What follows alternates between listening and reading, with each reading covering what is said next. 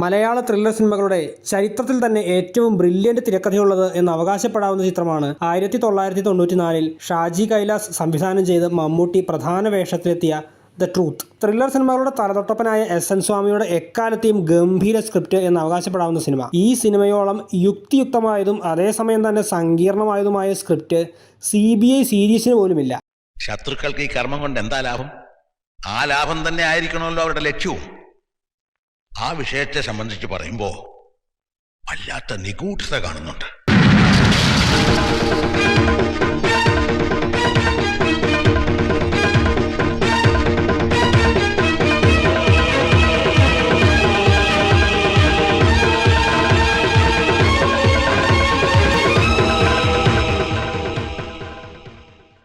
അത്രയ്ക്കും കണിശമായതും പഴുതുകൾ അടച്ചതുമായിരുന്നു ഈ സിനിമയുടെ തിരക്കഥ എന്നാണ് എനിക്ക് തോന്നിയിട്ടുള്ളത്. പലരിലൂടെ പല വഴികളിലേക്കും സഞ്ചരിച്ച് അവസാനം ഞെട്ടിക്കുന്ന ഒരു ക്ലൈമാക്സ് നൽകി അവസാനിക്കുന്ന ഈ ഒരു സിനിമ നൽകുന്ന ഒരു ത്രില്ലർ അനുഭവം സ്വാമിയുടെ അതിനുശേഷം വന്ന പല സിനിമകൾക്കുമില്ല.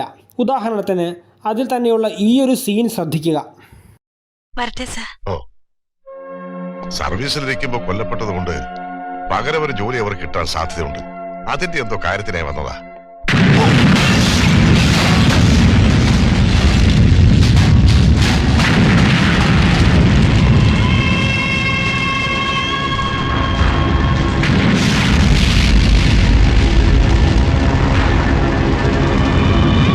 ഈ ഒരു സീനിന്റെ ബ്രില്യൻസും ഇങ്ങനെയൊരു സീൻ ആദ്യമായി തിയേറ്ററിൽ കണ്ടവർക്കും ഉണ്ടായ അനുഭവവും ഗംഭീരമായിരിക്കും എന്ന് ഉറപ്പാണ്. അതുവരെ ഒരു ടിപ്പിക്കൽ ഷാജി കൈലാസ് സിനിമകളിൽ സ്ഥിരം കാണാറുള്ള കുറേ പോലീസുകാർ, രാഷ്ട്രീയക്കാർ, അവരുടെ ഈഗോ ഇങ്ങനെയൊക്കെ കാണിച്ച് നായകൻ്റെ എൻട്രിയും അയാളുടെ മാനർസവും ഒക്കെ പ്രേക്ഷകർക്ക് മനസ്സിലാക്കി കൊടുക്കാനായി അക്കാലത്ത് സ്ഥിരമായി കണ്ടിരുന്ന ചില മാസ് ഡയലോഗൊക്കെ കാണിച്ച് മുന്നോട്ട് പോവുകയായിരുന്ന ഈ ഒരു സിനിമയിൽ ഈ സ്ഫോടന രംഗം കൊണ്ടുവച്ചത് അക്ഷരാർത്ഥത്തിൽ ഞെട്ടിക്കുന്ന ഒരവസരത്തിലായിരുന്നു. ശത്രു എത്ര പ്രബലനാണെന്ന് ഈ ഒരു രംഗത്തിൽ നിന്നും അന്വേഷകനായ മമ്മൂട്ടിയുടെ കഥാപാത്രത്തിനും കണ്ടിരിക്കുന്ന പ്രേക്ഷകർക്കും ഒരുപോലെ വ്യക്തമാകുന്ന ഒരു രംഗം. അന്വേഷണ ഉദ്യോഗസ്ഥനായ താൻ തന്നെ തട്ടിപ്പോകാമായിരുന്ന ഈ ഒരു അവസ്ഥ തരുന്ന ഭീതി അന്വേഷകരായ ഭരത്, പൊതുവാൾ എന്നീ കഥാപാത്രങ്ങളുടെ കണ്ണുകളിൽ അസാധാരണമായൊരു മട്ടിൽ തെളിയുന്നത് നമുക്ക് കാണാൻ സാധിക്കും. മമ്മൂട്ടിയും ജനാർദ്ദനും അത് ഭംഗിയായി അവതരിപ്പിച്ചിട്ടുമുണ്ട്. കൂടാതെ ആ സ്ഫോടനത്തിന് ശേഷം കടന്നു വരുന്ന ഒരു ഹോണ്ടിങ് BGM കൂടിയാകുമ്പോൾ ശത്രു അവർ വിചാരിക്കുന്നതിലും എത്രയോ പ്രബലനാണെന്ന് വ്യക്തമാകുന്നുണ്ട്. ഇപ്പോഴത്തെ പ്രേക്ഷകർക്ക് ചിലപ്പോൾ കല്ലുകടിയായി തോന്നുമെങ്കിലും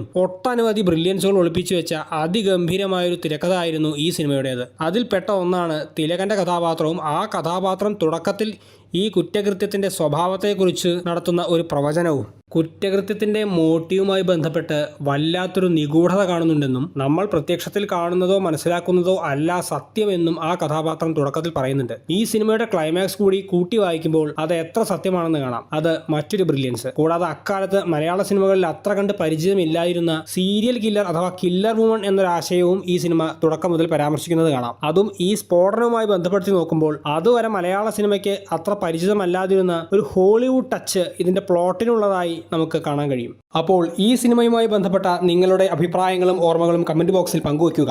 കൂടാതെ ഇത്തരത്തിലുള്ള കൂടുതൽ ഡിസ്കഷൻസിന് വേണ്ടി ചാനൽ സബ്സ്ക്രൈബ് ചെയ്യുന്ന കാര്യം പരിഗണിക്കുക.